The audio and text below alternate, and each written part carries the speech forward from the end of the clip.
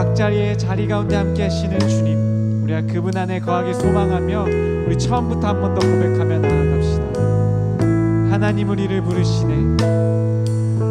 하나님 우리를 부르시네. 영원한 집으로 친밀한 충성을 하시네. 아버지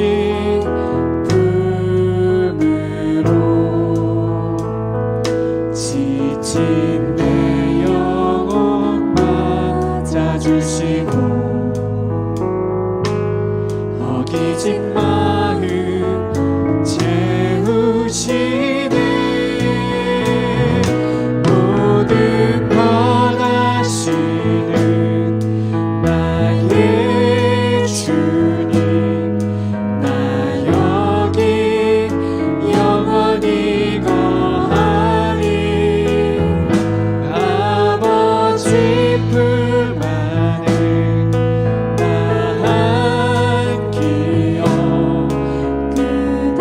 우리가 이 시간 온전히 주님 안에 거하게 하여 주시옵소서. 모든 것 아시는 나의 주님, 모든 것 아시는 나의 주님, 나 여기 영원히 거하리. 아버지 품 안에 나 기억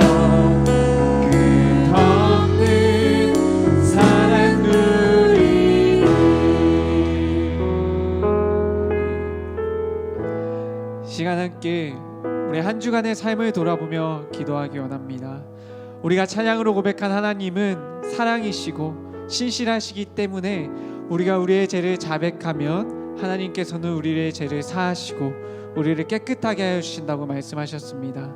우리가 그 진리를 믿으며 주님, 나의 한 주간의 삶이 주님 앞에 부족하고 또한 나의 만족을 위해 주님을 따라 살지 못했던 모습들이 너무나 많습니다. 그러나 그 신실하신 주님을 의지하며 회개하며 나아가오니 이 시간 나의 마음에 새로운 마음을, 주를 향한 마음을 창조하시고 허락하여 주시옵소서라고 우리의 삶을 주님 앞에 드리며 우리 함께 기도하며 나아가도록 하겠습니다. 함께 기도하시겠습니다. 지금도 여전히 우리 함께 하시며 우리의 일상의 삶 가운데 함께 하시는 주님, 그러면서 우리의 모든 삶을 주관하시고 바라보고 계셨던 주님, 우리가 그분 앞에 우리의 모습 있는 모습 그대로 부끄럼 없이 나아가길 소망합니다. 하나님, 우리의 연약함을 보시고 추악함을 보시고 주께 멀어진 모습 모든 것을 보시면서도 우리를 예배 가운데로 초청하시며 우리를 사랑하시기를 포기하지 않으시는 그 주님을 우리가 신뢰하며 그 주님 앞에 우리의 마음을 새롭게 하며 예배 가운데 나아가게 하여 주시옵소서. 계속해서 나를 바라봅니까? 계속해서 주를 잊어버립니까? 주님, 이 시간 다시 한번 새롭게 하시옵소서. 우리의 소망 되신 주님만을 바라볼 시간 되게 하여 주시옵소서. 이렇게 가시는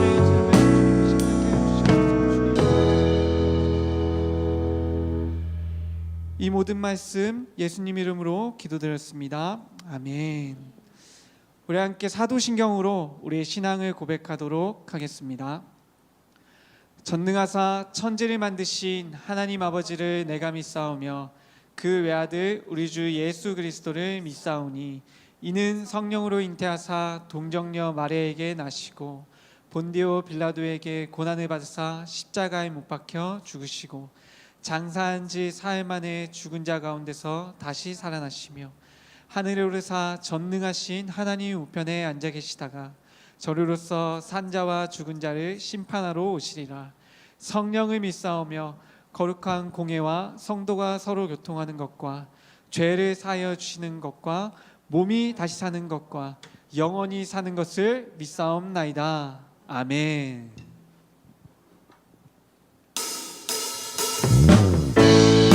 우리 함께 시간 각자의 자리에서 함께 박수하며 우리 삶의 주관자 되신 주님, 우리가 어떠한 상황에서도 그분만을 찬송하기 소망하는 마음으로 우리 함께 고백하며 나아갑시다. 주 이름 찬양, 주 이름 찬양, 풍요의 강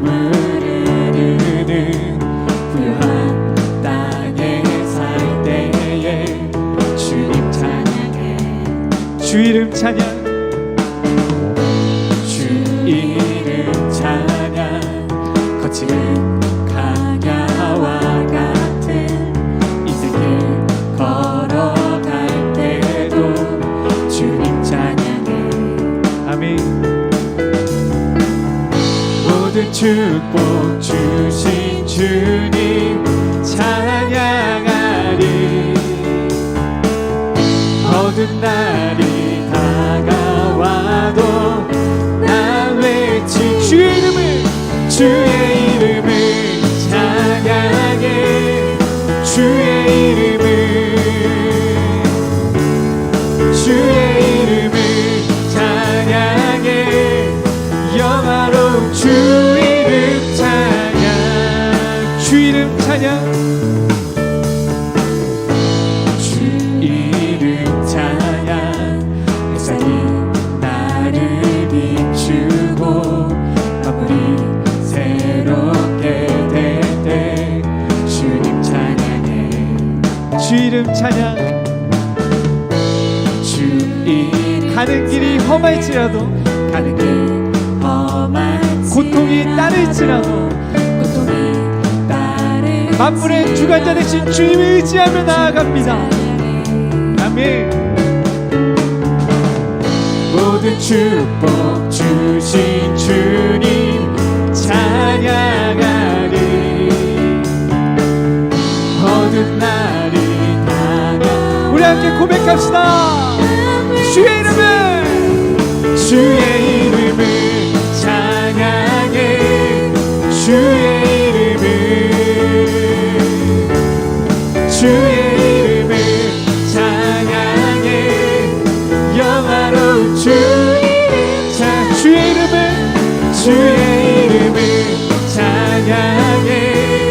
주의 이름, 주의 이름을, 주의 이름을 찬양해. 영화로운 주 이름 찬양. 주님을 주시며, 주님을 주시며 주님을 찾으시네. 내 맘에 하는 말 주찬. 우리 한 번 더 주님을 주시며, 주님을 주시며 주님을 나의 주관자 되시며 온 만물의 주관자 되신 주님을 찬송합니다. 주 찬양합니다. 주의 이름을, 주의 이름을 찬양해. 주의 이름, 주의 이름을, 주의 이름을 찬양해. 영화로운 우리 더욱더 우리의 마음을 모아 주의 이름, 주의 이름을 찬양해. 아멘. 그 영화로운 이름 주의 이름을 찬양해. 영화로운 우리 마지막 우리의 마음으로 주의 이름, 주의 이름을 찬양해. 주의 이름을, 주의 이름을 찬양해. 영화로운 주, 영화로운, 영화로운 주 이름, 영화로운 주 이름 찬. 우리의 주관자 되신 주님, 그 영화로운 주님의 이름을 찬송하며 나아갑니다. 할렐루야.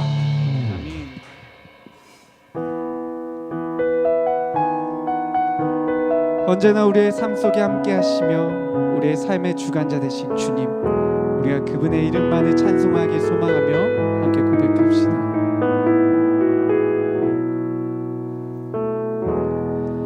오 주님, 당신은 내 삶 구석구석까지 감찰하시며 나를 응원하시는 분, 내 길을 밝혀서 영원한 생명의 길로 인도하시며 나를 격려하시는 오 주님, 당신은 오 주님, 구석구석까지 감찰하시며 나를 원하시는 분 크고 내 길을 밝혀서 영원한 생명의 길로 인도하시며 나를 합력하시는 분 크고 작은 갈등을 겪고 나지만 항상 결국 당신을 선택합니다. 나의 유일한 고백의 대상은 오직 않은 다운 당신뿐입니다. 나의 유일한 고백의 대상은 오직 않은 다운 당신뿐입니다. 나의 예배를 받으소서 홀로 영광을 받으소서 주여 나의 주여.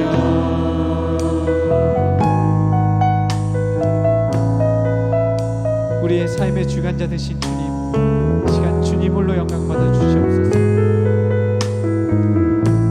오 주님, 당신은 오 주님 당신은 내 삶 구석구석까지 감찰하시며 나를 원하시는 분 내 길을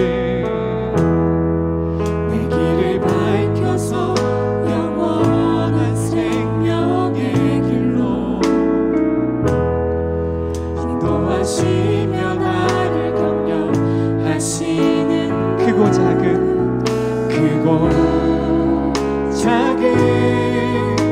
갈등을 겪고 나지만 항상 결국 당신을 선택합니다. 크고 작은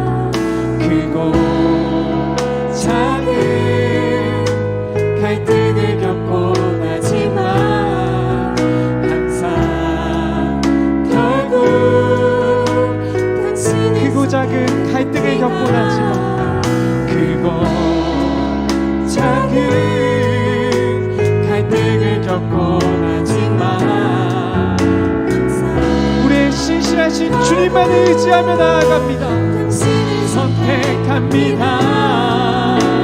나의 유일한 고백의 대상은 오직 않은 다운 당신뿐입니다. 나의 유일한 고백의 대상은 오직 않은 다운 당신뿐입니다. 나의 유일한 한 고백의 대상은 오직 않은 다운 당신뿐이 나의 유일한 고백의 대상은 오직 않은 다운 조금 더 우리의 마음을 주님께 드립시다. 나의 유일한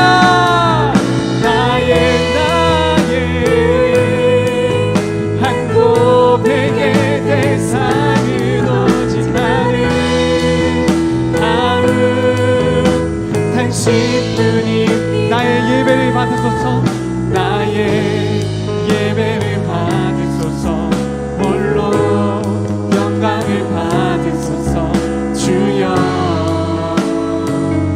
나의 예배를 받으소서. 나의 예배를 받으소서 홀로 영광을 받으소서 주여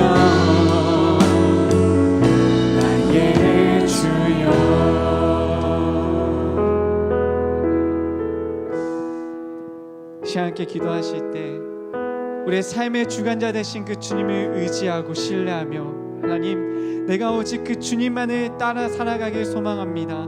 내가 이 시간 내 마음속에 내가 의지하고 싶어하는 모든 것들을 다 내려놓고 오직 신실하시고 나를 완전한 그 계획으로 인도하시는 주님 한 분만을 모시고 살아갈 수 있는 내가 될 수 있도록 인도하여 주시옵소서. 말씀 가운데 그 주님의 신실하심을 더욱더 깨닫고 주님 한 분만 섬길 수 있는 이 시간이 될 수 있도록 인도하여 주시옵소서라고 우리 주님 앞에 간절히 소망하며 함께 기도하며 나아가도록 하겠습니다. 함께 기도하시겠습니다.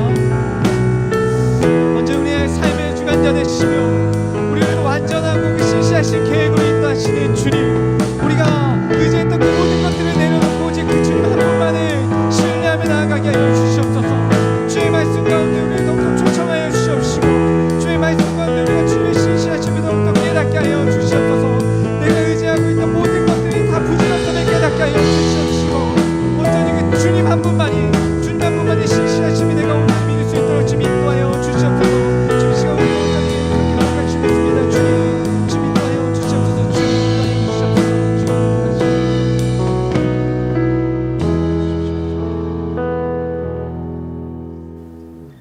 변함없는 사랑으로 오늘도 우리를 예배의 자리로 초청해 주신 하나님, 너무나 감사합니다.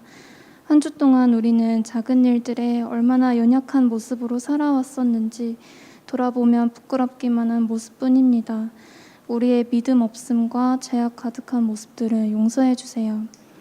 요셉이 어려운 상황 가운데에서도 하나님을 신뢰하고 믿음을 지켜왔던 것처럼 우리 또한 죄를 싫어할 수 있는 용기와 죄 앞에 놓여진 상황들 속에서 주님을 의지하는 우리가 될 수 있도록 성령님께서 인도하여 주세요. 이제 말씀을 듣습니다. 주님 말씀하여 주세요. 주의 종이 듣겠습니다. 이 시간 말씀을 통해 땅에 머물러 있던 우리의 시선이 하늘을 향하게 하시고 하늘 소망을 꿈꿀 수 있기를 원하며 이 예배가 온전히 주님만 영광 받기를 바라며 예수님의 이름으로 기도드렸습니다. 아멘. 네, 온라인으로 함께 예배드리는 고등부 여러분 진심으로 환영합니다. 오늘도 온라인으로 함께 드리게 됐는데 집중해서 마지막까지 함께 주님께 영광 돌릴 수 있는 귀한 시간 되셨으면 좋겠습니다. 제가 광고를 하고 말씀을 찾고 말씀 듣는 시간 가질 텐데요. 수련회가 계속 진행되고 있고요. 이번 주가 이제 2주차가 진행이 됩니다. 지난주에 선생님들을 통해서 광고가 나갔는데 큐티 챌린지 신청하신 거 잘 수행하고 계시는가요? 네. 2주차에도 변함없이 계속 진행이 되니까요. 새롭게 시작하실 분들은 담임 선생님들에게 말씀해 주시면요. 지금도 늦지 않았습니다. 오늘이 13일이니까 오늘부터 빠짐없이 하면 하프 챌린지도 가능하니까 함께 해주셨으면 좋겠습니다. 그리고 화요일과 목요일에는 말씀이 빛나는 밤회를 진행하고 있습니다. 네, 스페셜 게스트는 바로 사모님이셨거든요. 사모님과 함께 다양한 분들을 초청해서 함께 하나님의 말씀을 묵상하고 함께 라이브로 질문도 하는 시간을 갖습니다. 지난주에도 화요일 목요일 날 10시에 진행을 했는데 굉장히 의미 있는 시간들이었습니다. 더 많은 분들이 함께 참석해 주셨으면 좋겠고요. 그리고 큐티 미션도 계속 진행을 하고 있는데 생각보다 많은 분들이 참여를 해주시지 않았습니다. 이번 주에는 선물을 좀 더 크게 걸어달라고 제가 요청을 했거든요. 큐티 미션은 진짜 어렵지 않습니다. 큐티 책만 있으면 할 수 있는 미션들이 제공이 되니까 큐티 미션을 함께 해주시고요. 지난주에 큐티 미션 진짜 어렵지 않았어요. 큐티 책, 당근펜, 말씀 가이드북, 인증샷이었는데 많이 참여를 안 해주셔서 조금 서운했습니다. 네, 이번 주에는 미션이 나가면 열심히 참여해 주시면은 저희가 추첨을 통해 선물을 드리도록 하겠습니다. 그리고 마지막인데요. 마지막은 더 깊은 나눔을 위한 제자 훈련을 모집합니다. 총 5명만 진행을 하려고 해요. 온라인과 오프라인이 병행돼야 되기 때문에 인원수를 5명 정도로 제한했는데 어제까지 제가 확인한 결과 3명이 등록하셨습니다. 네, 2분의 자리가 남아있기 때문에 저는 성장반 안 받는데요. 네, 괜찮습니다. 신청하셔도 되고요. 이번에는 좀 특수 상황으로 학년도 2학년뿐만 아니라 1학년이나 3학년들도 신청할 수 있으니까 많이 신청해서 함께 하나님의 말씀을 더 깊이 나눌 수 있는 훈련의 시간이 되셨으면 좋겠습니다. 네, 그러면 함께 말씀 찾아보도록 하겠습니다. 창세기 41장 37절부터 57절까지의 말씀입니다. 제가 가진 성경책으로는 구약성경 63페이지에 있고요. 화요일 큐티였습니다. 8일 화요일 큐티였으니까 함께 찾아서 말씀을 읽도록 하겠습니다. 바로와 그의 모든 신하가 이 일을 좋게 여긴지라. 바로가 그의 신하들에게 이르되 이와 같이 하나님의 영에 감동된 사람을 우리가 어찌 찾을 수 있으리요 하고 요셉에게 이르되 하나님이 이 모든 것을 내게 보이셨으니 너와 같이 명철하고 지혜 있는 자가 없도다. 너는 내 집을 다스리라. 내 백성이 다 내 명령에 복종하리니 내가 너보다 높은 것은 내 왕자뿐이니라. 바로가 또 요셉에게 이르되 내가 너를 애굽 온 땅의 총리가 되게 하노라 하고 인장 반지를 빼어 요셉의 손에 끼우고 그에게 스마포 옷을 입히고 금 사슬을 목에 걸고 자기에게 있는 버금 수레에 그를 태우매 무리가 그의 앞에서 소리 지르기를 엎드리라 하더라. 바로가 그에게 애굽 전국을 총리로 다스리게 하였더라. 그가 요셉에게 이르되 나는 바로라. 애굽 온 땅에서 내 허락 없이는 수족을 놀릴 자가 없으리라 하고 그가 요셉의 이름을 사브낫 바네아라고 하고 또 온의 제사장 보디베라의 딸 아스낫을 그에게 주어 아내로 삼게 하니라. 요셉이 나가 애굽 온 땅을 순찰하니라. 요셉이 애굽 왕 바로 앞에 설 때에 30세라. 그가 바로 앞을 떠나 애굽 온 땅을 순찰하니 7해 풍년에 토지 소출이 심히 많은지라. 애굽이 그 7년 곡물을 거두어 각 성에 저장하되 각 성읍 주위의 밭에 곡물을 그 성읍 중에 쌓아두매 쌓아둔 곡식이 바다 모래같이 심이 많아 세기를 그쳤으니 그 수가 한이 없었더라. 그 전에 요셉에게 두 아들이 나되 곧 온의 제사장 보디베라의 딸 아스낫이 그에게 낳은지라. 요셉이 그의 장남의 이름을 므낫세라 하였으니 하나님이 내게 내 모든 고난과 내 아버지의 온 집 일을 잊게 하셨다 하며 장남의 이름은 에브라임이라 하였으니 하나님이 나를 내가 수고한 땅에서 번성하게 하셨다 함이더라. 애굽 땅에 7해 풍년이 그치고 요셉의 말과 같이 7해 흉년이 지기 시작하매 각국에는 기근이 있으나 애굽 온 땅에는 먹을 것이 있더니 애굽 온 땅이 굶주림에 백성이 바로에게 부르짖어 양식을 구하는지라. 바로가 애굽 모든 백성에게 이르되 요셉에게 가서 그가 너희에게 이르는 대로 하라 하니라. 온 지면에 기근이 있음에 요셉이 모든 창고를 열고 애굽 백성에게 팔세 애굽 땅에 기근이 심하며. 같이 읽겠습니다. 각국 백성도 양식을 사려고 애굽으로 들어와 요셉에게 이르렀으니 기근이 온 세상에 심함이었더라. 아멘. 모든 사람들은 의미 있는 삶을 살아가고 싶어 합니다. 혹시 여러분들도 의미 있는 삶을 살고 싶으신가요? 네. 그런데 대부분의 사람들은 내가 의미 있는 삶을 살고 있지 않다라고 생각하는 경우가 많습니다. 여러분들에게 의미 있는 삶을 살아가는 방법에 대해서 오늘 소개하려고 하는데요. 그렇게 살아가지 못하는 이유에 대해서 먼저 살펴보도록 하겠습니다. 어렸을 때를 한번 여러분들 상상해 보세요. 한 7살 때로 한번 돌아가 보도록 하겠습니다. 7살 때로 돌아가면 여러분들이 기억하고 있는 순간이 있으신가요?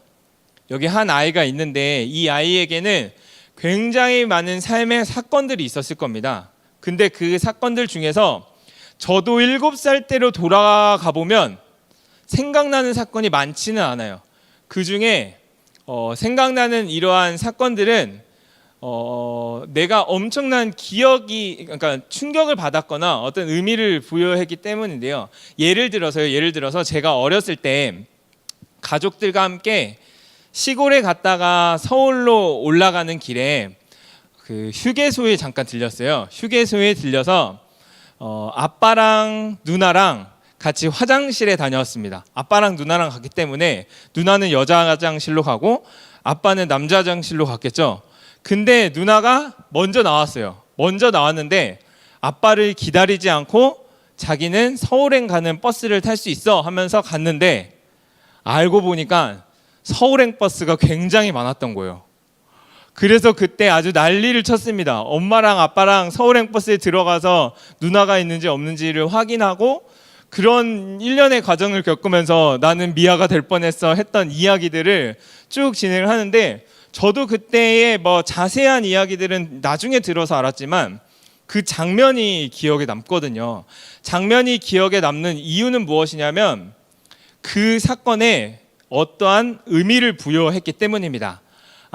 사람이 많은 휴게소에 가면 꼭 아빠를 기다렸다가 어른을 기다렸다가 같이 와야 해라는 그 의미를 내가 그 사건에 부여했기 때문에 그 사건이 저와 또 그 일을 겪었던 당사자였던 누나에게는 아주 강하게 남아 있다는 겁니다. 어떤 사건에 의미를 부여하는 그 과정을 뭐라고 하냐면요. 조금 어려운 말로 하면 해석이라고 하고요. 또 묵상이라고 합니다.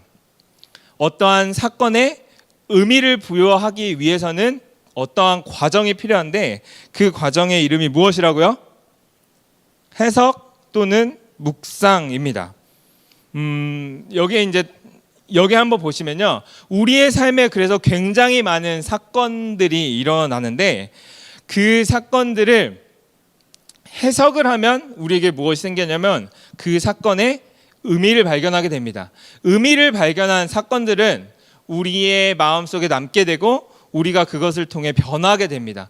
누나가 이제 휴게소에 가면은 무조건 아빠를 기다렸다가 오는 것처럼 삶의 변화가 일어난다는 거죠. 근데 삶에 해석이 없으면요. 그 삶을 묵상하거나 해석하지 않으면 어떻게 되냐면 사람은 그 사건을 망각하게 되어 있습니다. 대부분의 사건들을 우리가 망각하는 이유는 그 사건을 해석하여 의미를 뽑아내지 않기 때문인데요. 그래서 의미 있는 삶을 살아가고 싶으시다면 여러분들의 삶의 사건에 묵상과 해석이 있어야 된다는 것을 오늘 함께 나누려고 합니다.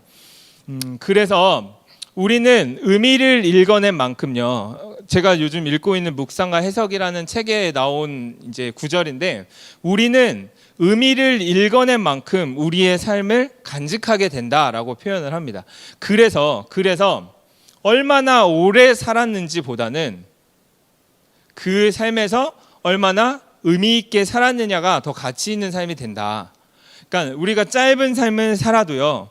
그 삶 가운데 의미들을 많이 건져낸 사람들의 삶은요. 굉장히 값어치 있는 삶이 되거든요. 아무리 오래 살고 아무리 많이 산 사람도요. 그 사람이 어떤 의미를 발견하지 못하면요. 삶의 의미를 발견하지 못하면 그 사람의 삶을 들여다봤을 때 그렇게 가치가 막 높아 보이지 않은 경우가 있습니다. 그 고등부 청년 선생님 중에서도 나이가 굉장히 어린 선생님 한 분이 계시는데 저는 그 선생님을 볼 때마다 왠지 나이가 있어 보이는 느낌이 나요. 이 자리에 있는 것 같기도 하고. 네. 이유를 한번 살펴봤더니 모르겠어요. 그러니까 이게 나이를 많이 먹어서가 아니라 그 삶 속에서 의미들을 많이 끌어낸 삶이었던 것 같아요. 그것이 어떻게 나타나면요. 행동에 나타나고 또 말에 나타나고 뉘앙스나 눈빛이나 인상에도 그런 것들이 다 묻어납니다. 그렇기 때문에 우리가 정말로 의미 있는 삶을 살아가고 싶으신 분들은요. 이 묵상이 굉장히 중요해요. 그래서 저희가 이제 계속해서 하나님의 말씀을 묵상하고 있는 훈련들을 하는데 이 훈련이 그래서 굉장히 중요합니다. 여기 보시면 우리가 사건일 수도 있지만요. 이 사건을 다른 말로 하면 텍스트라고 해요. 텍스트 안에서 의미를 발견해내는 것을 무엇이냐고 하면 똑같습니다. 해석이고 묵상입니다. 완전히 다른 삶을 살 수 있습니다. 여러분, 진짜로 여러분들이 이 성경 말씀에서요, 한 말씀만 의미 있게 발견을 해도요, 여러분들의 삶이 완전히 변화가 되는 이유는 여기 있거든요. 대부분의 많은 사람들이 굉장히 의미 있는 삶을 살아가는 사람들의 간증이나 이야기들을 쭉 들어보면요, 어떠한 사건이 있거나 어떠한 텍스트가 있습니다. 그 텍스트와 사건 안에서 누군가는 그 사건을 그냥 쑥 넘길 수 있었지만요, 그 사람은 그 안에서 묵상을 하고 그 상황들을 해석합니다. 그렇게 되면 무엇이 일어난다고요? 의미를 발견하게 되고 의미를 도출하게 된다는 거죠. 묵상의 기쁨은 여기 있고요. 우리가 하나님의 말씀을 묵상하는 것들이 단순히 아까 챌린지를 해서 선물을 받기 위함보다도요, 여러분들의 삶에 굉장히 큰 기쁨과 깊이가 생겨나는 그 과정이라고 생각하고 우리가 함께 큐티에 임하셨으면 좋겠습니다. 오늘 함께 나눌 본문은 화요일 본문이었습니다. 8일 화요일 본문이었는데, 그 말씀이 빛나는 밤해를 통해서 다른 여러 가지 이름의 뜻도 한번 찾아봤고요. 그 상황이나 정황에 대한 이야기들을 많이 나눴다면, 저와 함께 이제 오늘 묵상반번 두 번째 나누는 내용들은 어떤 것들인지 한번 기대감을 가지고 함께 살펴보도록 하겠습니다.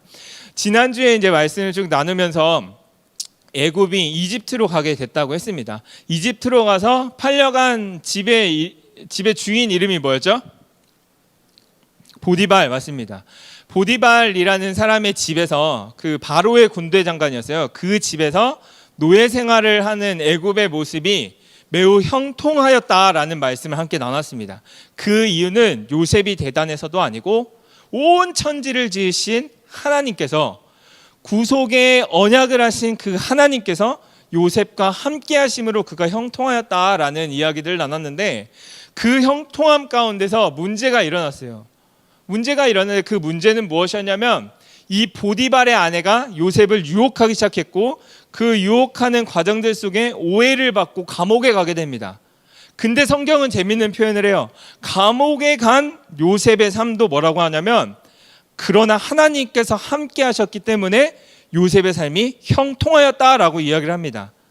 상황에 의해서 요셉의 삶이 형통하였다라고 성경에서는 이야기하고 있지 않고요, 하나님께서 함께 하심으로 그의 삶이 형통하였다라고 이야기를 하는 겁니다. 그 과정들 속에 어떤 일들이 일어났냐면, 그 다음 장을 살펴보니까요, 감옥에서 요셉이 또 그 일들을 너무 잘하고 성실하게 하자 그 감옥을 관리하는 사람으로 또 세웁니다. 관리를 하다가 어떤 일이 일어났냐면요, 바로의 술 맡은 자와 바로의 그 떡 굽는 자가 감옥으로 들어오게 됩니다. 어떤 일이 일어났는지는 모르겠어요.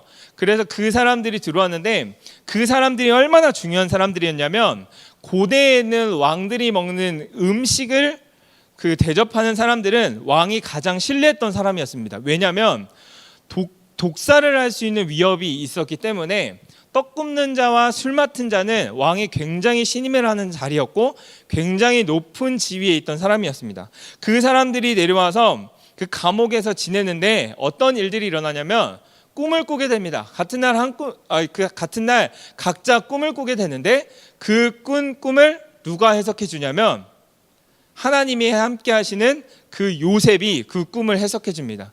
근데 그 꿈의 해석이 어떻게 됐죠? 정확히 들어맞은 거예요. 정확히 들어맞아서 그 술 맡은 관원장은 다시 복귀가 되고, 떡 굽는 자는 사형에 처하게 되는 그 일들이 일어나게 됩니다. 그래서 그 술 맡은 관원장이 나아갈 때, 그 감옥에서 나갈 때에 요셉이 이렇게 부탁을 합니다.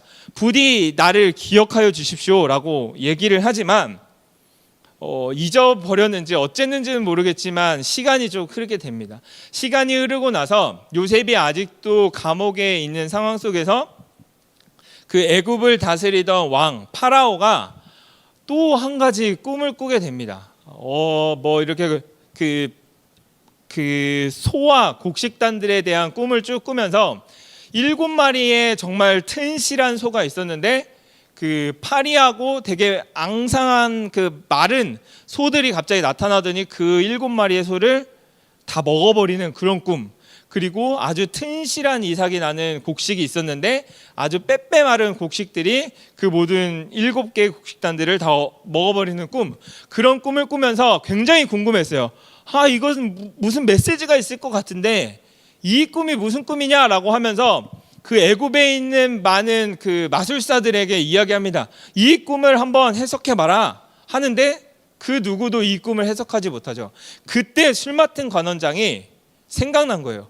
아, 왕이시여, 내가 감옥에 있었을 때에 이러이러한 일들이 있었는데 내 꿈을 해석해줬던 그 노예 한 명이 있었습니다. 그 노예를 한번 불러올까요 하면서 이 애굽의 왕이었던 파라오 앞에 요셉이 서게 됩니다. 그리고 그 꿈을 하나님이 요셉에게 꿈을 해석할 수 있는 지혜를 주셨던 것 같아요. 그래서 그 꿈을 해석합니다.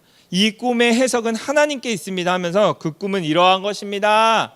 어떠한 일이었냐면 이 애굽에 7년 동안 풍년이 있을 겁니다. 곡식이 아주 잘 자라서 풍년이 있을 것인데 그 풍년이 있을 때 곡식을 모아놓아야 합니다. 왜냐하면 두 번째 7마리의 앙상한 소와 앙상한 이삭은 무엇을 의미하냐면 흉년을 의미합니다. 아주 극심한 흉년이 있을 것이고 그 일들로 인하여 지난 7년간 있었던 풍년의 모든 것들을 다 잊어버리게 될 정도로 굉장히 극심한 흉년이 일어날 것이니까 그 곡식들을 가둬놓고 그것들을 관리하는 일들을 해야 할 것입니다 라고 딱 얘기를 하자 그 왕과 그 신하들이 그 해석을 듣고 이와 같이 하나님 영에 그 감동된 자가 누가 있겠느냐 하면서 요셉을 어떻게 하냐면 총리로 세우는 사건이 바로 오늘 우리가 읽었던 그 사건에 등장하는 이야기들입니다. 그래서 이 파라오 왕이 어떻게까지 하냐면요, 자신이 가지고 있던 인장반지, 왕의 인장반지를 빼어 요셉에게 전달을 합니다. 그 의미는 무엇이냐면 요셉이 가지고 있는 권력은 왕 다음이라는 거예요. 그러니까 왕 이외에 그 애굽에서 가장 높은 자가 누구냐? 바로 요셉이다. 왜냐하면 모든 그 결제 사인이잖아요. 결제 사인을 예전에는 왕의 인장 반지, 이 반지에 인장이 찍혔느냐 안 찍혔느냐에 따라서 그 왕의 효력을 갖느냐 안 갖느냐였거든요. 그래서 그 정도로 높은 지위에 올라왔던 이 요셉이 이 과정들 속에서 우리가 이 말씀을 묵상할 때에 이 말씀을 어떻게 바라보아야 할지에 대해서 오늘 저와 함께 나눠보려고 하는데요. 창세기 41장 43절을 함께 읽어보도록 하겠습니다. 시작. 자기에게 있는 버금수레에 그를 태우매 무리가 그의 앞에서 소리를 지르기를 엎드리라 하며 바로가 그에게 애굽 전국을 총리로 다스리게 하였더라. 아멘. 한글 성경에서는 아예 총리라는 단어를 사용하게 되는데 이 총리라는 단어를 가지고 오늘 함께 말씀 묵상하는 방법에 대해 두 번째에 대해서 한번 알아보려고 하는데 묵상을 할 때에는 방금 제가 설명을 해드렸던 것처럼요, 본문을 3번 정도 읽으면서 본문에 있는 내용들을 일단은 충실히 아는 게 제일 중요합니다. 본문의 내용을 알지 못하고 해석으로 넘어갈 수는 없어요. 거기에 어떤 내용들이 나왔는지, 지금 이 이야기는 어떤 스토리로 진행되고 있는지를 일단은 알게 되면요, 그 다음에는 우리가 묵상을 할 텐데 총리라는 단어를 바라보는 이 안경이 필요합니다. 이 안경은 어떠한 안경이냐면요, 성경적 렌즈라는 안경이에요. 뭐라고요? 성경적 렌즈. 이 안경을 가지고 그 단어를 살펴보고 묵상을 하는 방법인데요, 이렇게 하는 겁니다. 성경적 렌즈를 안경을 새로 맞춰서 낄 수는 없잖아요. 방법이 있는데 첫 번째는 무엇이냐면 내가 생각하는 총리에 오르는 것이란 내 의미를 한번 생각해 보는 거예요. 그러니까 총리에 오른다는 것은 어떠한 의미일지 내가 한번 생각을 해보는 거죠. 혹은 세상의 관점에서 총리가 된다는 것들은 어떤 의미가 가지고 있는지 먼저 그 기본적인 의미를 한번 살펴보는 건데, 그래서 제가 한번 그 검색을 해봤어요. 총리가 어느 정도의 위치인가? 여기에 쭉 찾아보니까 총리는 어떤 사람이냐면 전체, 그러니까 원래 총리의 뜻은 무슨 뜻이냐면 전체를 모두 관리함. 그래서 이제 대통령을 보좌하고 대통령의 명을 받아 행정 각부를 거느리고 관할하는 기관 또는 그 직무를 맡은 별정직 공무원, 대통령이 국회의 동의를 얻어 임명하며 국무회의의 부의장이 된다. 뭐 뒤에 건 다 하더라도요. 그러니까 대통령의 명령을 받아 우리나라를 다스리는 행정의 각 부를 대표하는 사람이 바로 누구냐면 총리예요. 그래서 지금 가장 국가적 위기잖아요. 코로나로 인해서 국가적 위기에 있었을 때에 전체 이제 대통령을 대신해서 담화문을 발표한 사람이 누구냐면 총리입니다. 그래서 지금은 정세균 총리가 우리나라의 총리시죠. 그것처럼 사실은 그 지금 상황에 봐도 굉장히 높은 고위직 공무원인데요. 당시 왕정 시대잖아요. 왕이 다스리는 시대에서 그 왕 다음이 누구냐면 바로 총리였거든요. 모든 나라를 다스리는 사람이 총리였다면 이 총리가 가지고 있었던 위치는 어마어마했을 겁니다. 그러니까 이렇게 표현하면 그렇지만 지나가던 사람들이 막 해코지를 한다면 저 사람 죽여라 하면 죽일 수 있는 권한까지 있었어요. 이 사람을 들어서 뭐 좋은 자리에 앉혀라 하면은 그렇게도 할 수 있었던 정말로 그 모든 권력의 중심이라고 생각하시면 될 텐데, 그 총리에 오른다라는 것은 그것처럼 사실은 굉장히 성공한 거거든요. 세상에서 내가 오를 수 있는 위치에 가장 높은 자리에 올랐다라고도 생각할 수 있는 건데, 그렇게 묵상을 처음 할 때예요. 그 상황에 대한 그 단어에 대한 의미들을 한번 파악해보고, 아, 총리에 오른다는 것은 굉장히 높은 자리에 오르는 것을 의미하는구나라는 것들을 깨달았다면, 두 번째는요. 두 번째 과정이 제일 중요해요. 두 번째 과정은 그렇다면 성경에서 말하는 총리에 오르는 것이란 내 의미를 한번 발견을 해보는 거죠. 내가 생각하는 또한 세상에서 생각하는 총리에 오른다는 것은 굉장히 성공한 것을 의미하는데 성경에서도 과연 그렇게 얘기하는지에 대해서 한번 묵상을 하면서 찾아보는 거죠. 과연 하나님께서 그 요셉을 총리에 오르게 하게 한 이유가 무엇일지에 대해서 성경에 있는 것들을 가지고 그 근거들을 하나씩 찾아가 보는 거예요. 그 근거들을 한번 제가 쭉 찾아보니까 창세기 41장 55절부터 56절에는 이런 말씀이 있습니다. 다 같이 한번 읽어보겠습니다. 시작. 애굽 온 땅이 굶주림에 백성이 바로에게 부르짖어 양식을 구하는지라.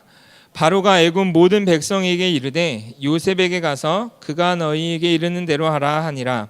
온 지면에 기근이 있음에 요셉이 모든 창고를 열고 애굽 백성에게 팔매 애굽 땅에 기근이 심하며. 여기에 있는 노란색 글씨를 핵심적으로 보시면 되는데 애굽 온 땅이 어떻게 됐냐면 굶주리게 된 겁니다.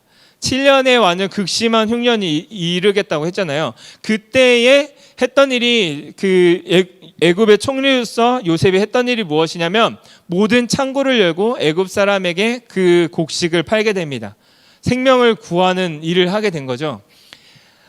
여기서 우리는 어떻게 해야 되냐면 그 두 가지를 한번 비교를 해보는 거예요. 내가 생각하는 총리에 오른다는 것, 세상이 생각하는 총리에 오른다는 것의 의미와 성경에서 하나님께서 요셉을 총리로 세우신 이유에 간극이 있었거든요. 그것은 무엇이냐면 이렇게 한번 살펴볼 수 있습니다. 이렇게 한번 살펴볼 수 있는데 아까 말했죠. 한 가지 사건을요 해석을 해야 하는데 원래 내가 가지고 있었던 세상에서 배웠던 학문으로 가지고 있었던 렌즈를 끼고 이 본문을 본다면 성공신화 이야기를 할 수 있을 것 같아요. 예를 들어 나는 정말 가난한 삶을 살았고 고통도 받았고 뭐 이랬는데 제가 총리가 되는 성공을 이뤘습니다라는 성공신화. 그렇다면 나의 지금 모습은 찌질하지만 언젠간 요셉과 같이 총리가 될 거야. 라는 의미를 도출해낼 수도 있다라는 겁니다. 이 본문을 보고 나도 꿈을 해석하는 능력을 가져서 나는 반드시 성공할 거야. 요셉과 같이 총리가 되어 많은 사람들에게 영향력을 미칠 거야.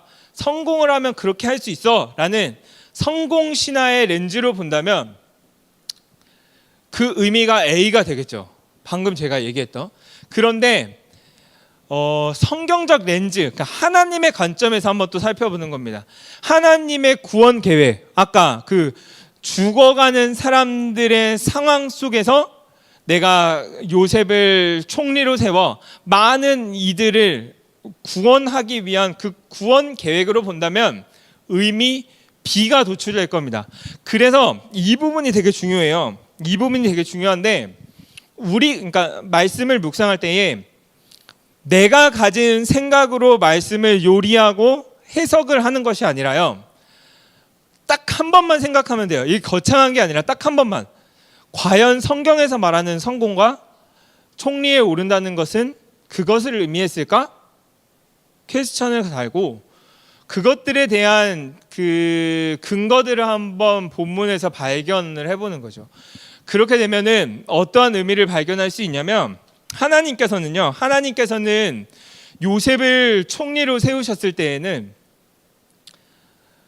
우리에게 이런 메시지를 전달하고 싶은 것이 아니었어요. 그걸 확신은 해요. 왜냐하면 본문에서 그렇게 얘기하고 있거든요. 내가 요셉은 어려운 상황이 있었지만 성공하게 해서 그 모든 것들을 막 다스리고 권력을 얻어 행복하게 살았더라. 그것을 말하려고 했던 것이 아니라 하나님께서 요셉을 애굽의 총리로 세우셨던 이유는 무엇이냐면 당시에 죽어갈 수밖에 없었던 그 흉년으로 모두가 다 죽어갈 수밖에 없었던 그 사람들에게 생명을 전달하기 위해 하나님의 구원의 그 복음을 전하기 위해 요셉을 총리로 세우셨다라는 겁니다. 이렇게 말씀을 우리가 묵상하면요, 우리의 삶에 그대로 적용을 해보는 거죠. 하나님, 내가 오늘 이 본문의 말씀을 묵상하고 진정으로 바라는 것은 무엇이냐면 살리는 사람의 일에, 살리는 일에 나를 사용하여 주시옵소서라고 고백을 할 수 있을 거예요. 요셉은 총리가 되고 싶어서 노력했던 사람이 아니었거든요. 총리가 되기 위해 노력했던 사람이 아니라 총리가 되어진 사람입니다. 하나님께서 그렇게 역사를 하셨거든요.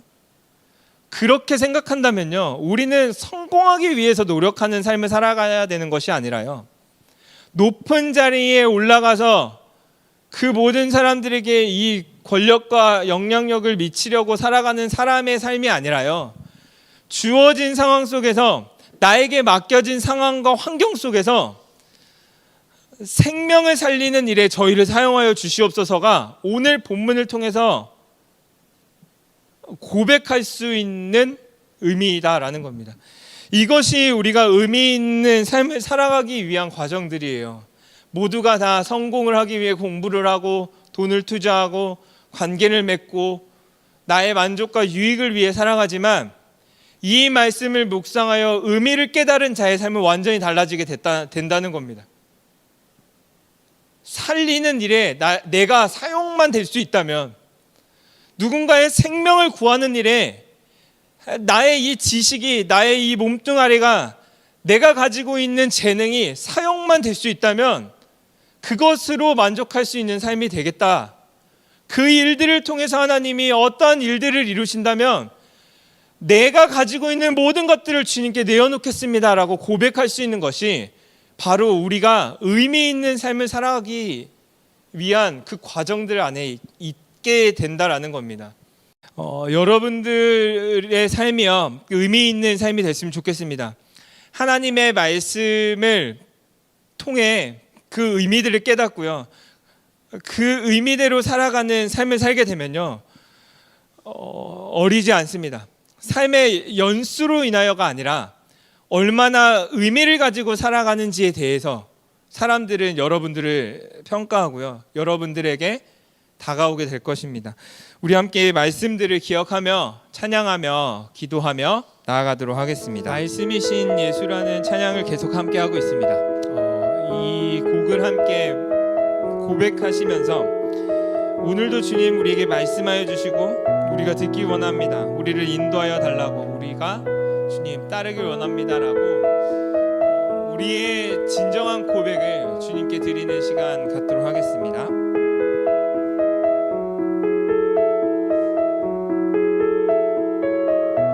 말씀이신 예수,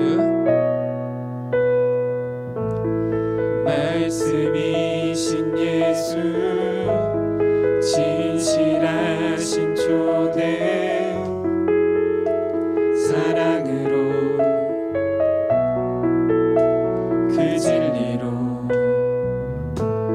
주께 와서 듣고 주님께 배우라. 몸으로 보이신 예수께. 말씀이신 예수 다시 한번 찬양하겠습니다.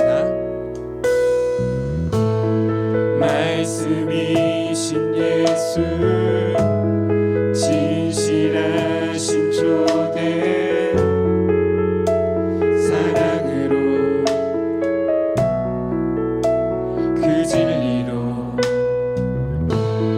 주께 와서 듣고 주님께 배우라. 몸으로 보이신 예수께.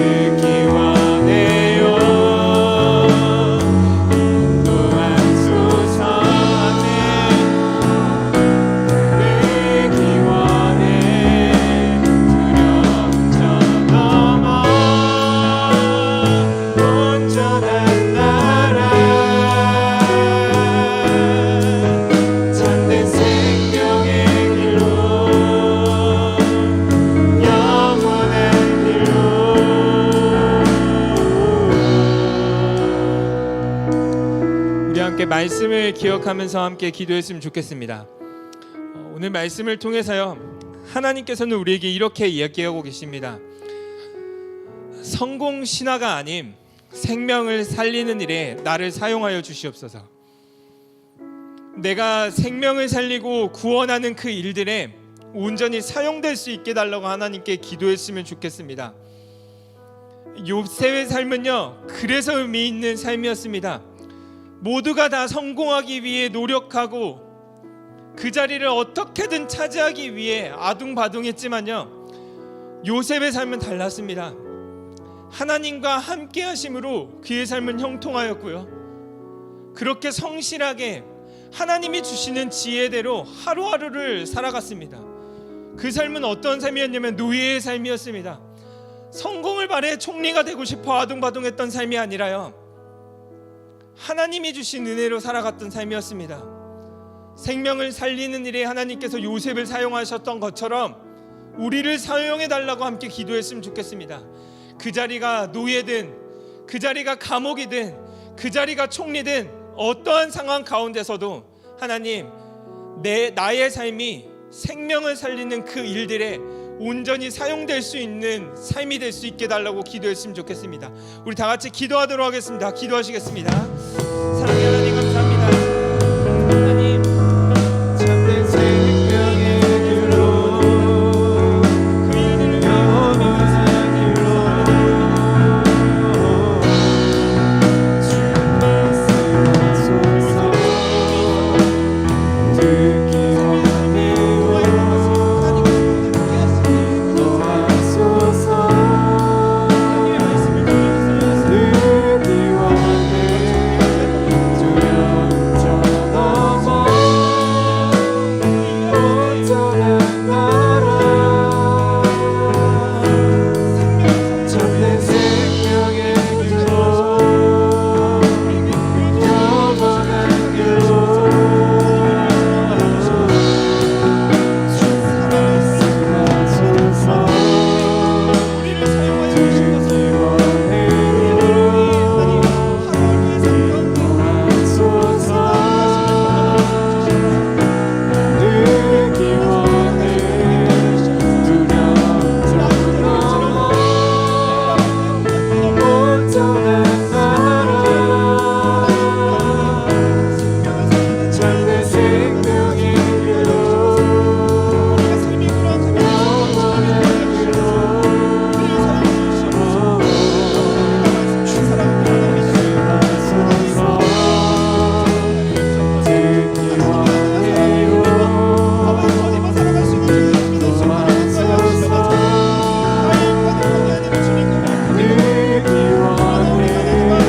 주 말씀하소서. 듣기 원해요. 도와소서. 듣기 원해. 주 영적 넘어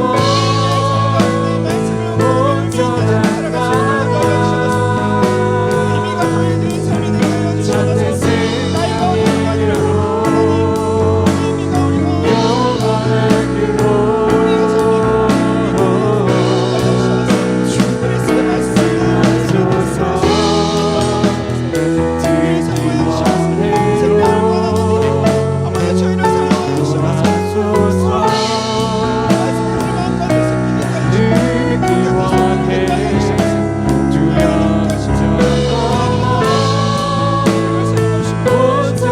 나라 참된 생명의 길로 영원한 길로 주 말씀하소서. 듣기 다음으로 기도할 것은 주변 사람들을 위해 함께 기도했으면 좋겠습니다. 고통을 당하고 있는 자들이 있습니다.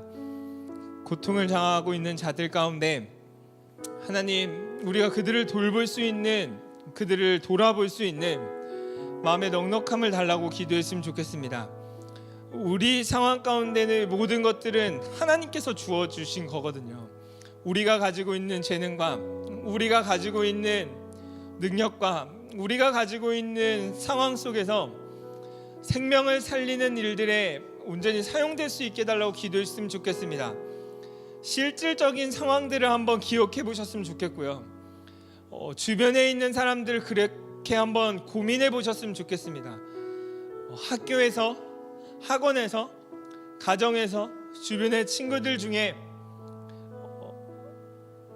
고통당하고 있는 사람들이 없는지 구체적으로 한번 기억해 봤으면 좋겠거든요. 여러 가지 상황들이 있을 줄 압니다. 그 가운데 우리가 생명을 살리는 통로의 역할을 할 수 있게 해달라고 기도해 주셨으면 좋겠고요. 하나님께서 마음속에 주시는 결단을 가지고 기도했으면 좋겠습니다. 하나님, 내가 그 친구에게, 내가 부모님에게, 내가 선생님에게, 내가 그 상황 가운데서 생명을 살리는 사람으로 이런 것들을 할 수 있도록 주님 나에게 능력 주시고 나에게 또한 용기를 허락하여 달라고 주변에 있는 사람들을 위해 함께 기도하도록 하겠습니다. 기도하시겠습니다. 사랑의 하나님, 감사합니다.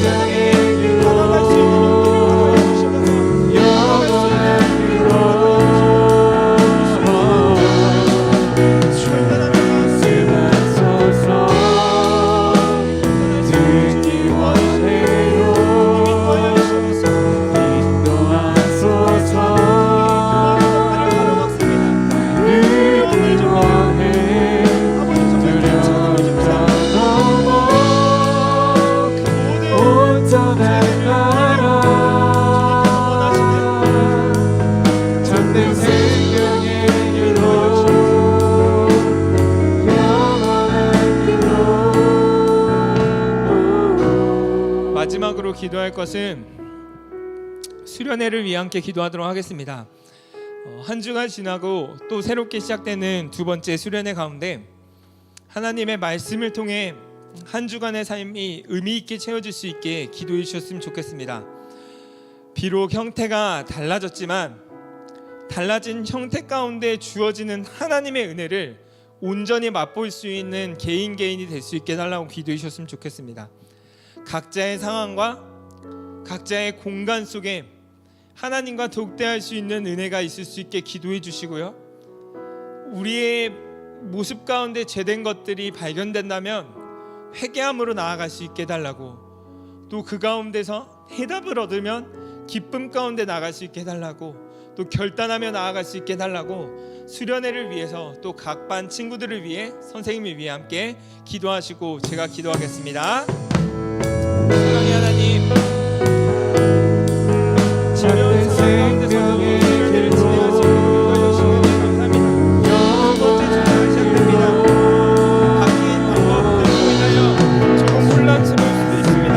때로 수련회에 많은 생각을 할 수 있겠지만 하나님 주어진 상황 가운데 하나님의 말씀이 온전히 전달될 수 있도록 인도하여 주셔서 그 어떤 수련회보다 더 의미 있고 은혜가 되는 수련회가 될 수 있도록 인도하여 주셔서 각자의 상황 속에, 각자의 환경 속에 주님을 온전히 만날 수 있는 은혜의 시간이 될 수 있도록 주님 인도하여 주셔서 하나님과 동대하게 해주시고 이런 시간 가운데 말씀을 통해 우리의 죄된 모습들이 고백되게 해주시고 말씀을 통해 우리의 삶의 해답을 발견하게 해주시고 말씀을 통해 그 사람을 나아갈 수 있도록 인도하여 주셔서 그렇게 의미 있는 한 주가 살아가기 원합니다.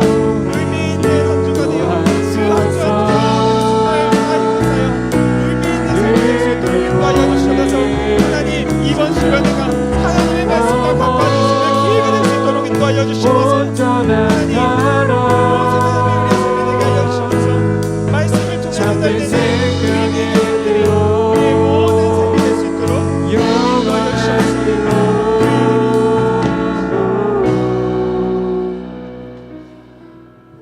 오늘도 우리를 말씀으로 초청해 주신 하나님 은혜 감사합니다.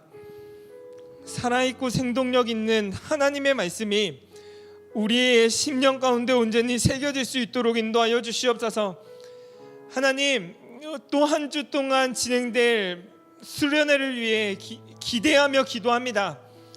하나님의 말씀이 매일매일 우리의 삶 가운데 심겨지게 하시고 그 의미들이 우리의 삶 가운데 드러날 수 있도록 주님 인도하여 주시옵소서. 상황으로 인하여, 환경으로 인하여 우리의 삶이 의미 있어지는 것이 아니라 하나님의 의미 있는 말씀으로 인하여 그 의미 있는 말씀을 살아내는 것으로 인하여 우리의 삶이 의미 있어짐을 기억하게 하여 주시옵소서. 하루하루 하나님 말씀을 묵상하며 나아갈 때에 그 가운데 우리 가운데 기쁨이 있게 하여 주시고 하나님을 만나는 그러한 영광스러움이 있게 하시고 기쁨이 있게 하여 주시옵소서. 한 명 한 명 찾아가 주시옵소서. 말씀하여 주시옵소서. 치유하여 주시옵소서. 힘과 능력을 더하여 주시고 생명을 살리는 그 일들에 우리가 어떻게 사용될 수 있을지 하나님 알려주시옵소서. 그렇게 살아낼 수 있는 힘과 용기도 허락하여 주시고 그렇게 살아냈을 때에 진짜 기쁨이 있구나, 진짜 이렇게 살아가는 것이 의미 있는 삶이구나 라는 것을 깨달을 수 있도록 주님 인도하여 주시옵소서. 그 모든 상황을, 이 모든 수련회를 주님께 의탁합니다. 하나님께서 일하여 주시옵소서. 지금은 우리 주 예수 그리스도의 은혜와 하나님의 무한하신 사랑과 성령님의 역사하심이 이 자리에 모인 그리고 각자의 자리에서 예배드리는 모든 고등부 영혼 가운데 영원토록 함께 있을지어다. 아멘.